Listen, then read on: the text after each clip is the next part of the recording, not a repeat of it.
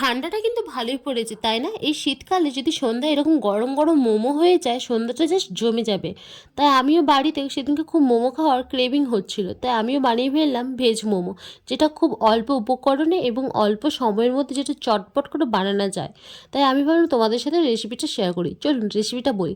প্রথমে আমি এখানে বাঁধাকপি কুচি, পেঁয়াজ কুচি আর রসুন আর আদা কুচি নিয়ে নিয়েছি। আর মাস্ট রসুন আর আদা কুচি লাগবেই এই রেসিপিতে, এটাই আসল ফ্লেভার মোমোর। তারপর একটা আলু গ্রেট করে নিয়ে নিয়েছি, আর এখানে নিয়ে নিয়েছিলাম নুন আর স্বাদ মতো বিভিন্ন ভাজা মশলাগুলো ভালো করে এখানে মিক্সড করে নিয়েছি। নেওয়ার পর একটু ভিনিগার আর একটু চিলি সস দিয়ে দিয়েছিলাম স্বাদের জন্য, যেটা ফ্লেভারটাকে আরও দুর্দান্ত করে।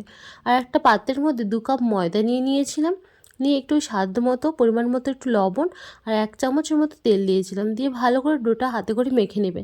এখানে ঠান্ডা জল দিয়েই ডোটা বানাবেন, গরম জল দিয়ে ডোটা বানাবেন না। গরম জল দিয়ে বানালে অনেকটা ডোটা অনেকটা নরম হয়ে যাবে, পরে বেলতে খুব অসুবিধা হবে। তো আমি এখানে আটার থেকে ছোট ছোট এরকম ডো বানিয়ে নিচ্ছিলাম গোল গোল। তারপর আমি একটু ময়দার গুঁড়ি নিয়ে এটা বেলে নিচ্ছিলাম। যে প্রথমে আমি বেলতে বসেছিলাম তো পাকিস্তানের ম্যাপ আঁকা হয়ে গিয়েছিলো, তো পাচ্ছিলাম না বলে কাকিমণিকে ডাকছিলাম, ডেকে সে 2-3টে বানানোর পর তার কাজ পড়ে যাওয়া এসে চলে গিয়েছিলো। হিন্দুস্তানের ম্যাপ বানায় আর পাকিস্তানের ম্যাপ বানায়, আলটিমেটলি একটা গোল হলেই হবে। তো আমি এগুলো লুচি থেকে বেলে রাখার মতো লুচির মধ্যে পুর বা স্টাফিংটা ভরে নিয়ে আর তারপরে একটা ভালো করে মোমোর ডিজাইন দিলাম। আমার কাছে মোমোর ডিজাইন এটাই বেস্ট লাগে, যেটা সহজ, একদম ইজি। দুপাশে একটু ফোল্ড করে মাঝে একবার ফোল্ড করে ওপার থেকে এপারটাকে একসাথে জুড়িয়ে দিলেই বাস হয়ে যায় হলো একটা কি সুন্দর দারুণ মোমোর ডিজাইন। তো আপনাদের যেটা পছন্দ সেই মোমোর ডিজাইনটা করতে পারেন। তো আমার কাছে তো এই ডিজাইনটা সবচেয়ে বেস্ট লেগেছে, তো আর একদম ইজি।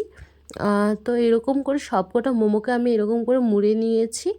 আর এরপর এই মোমোগুলোকে এখন স্টিম করতে বসাবো। তার জন্য আমার কাছে স্টিমের কিছু ছিল না, কিন্তু একটা ইডলি মেশিন ছিল, তাতেই ভাবলাম স্টিম করি, খুব তাড়াতাড়ি হয়ে যাবে।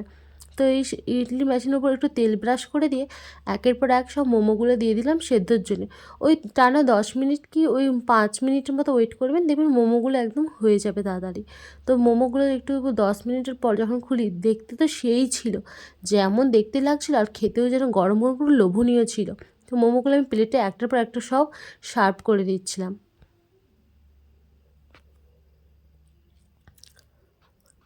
এরপর মোমোর জন্য আমি এখানে এক্সট্রা চাটনি বানাইনি, এখানে আমি সস, কেচাপ আর মেয়োনিজ দিয়ে সার্ভ করেছিলাম, কারণ সস বানানোর জন্য আমার কাছে টাইম ছিল না।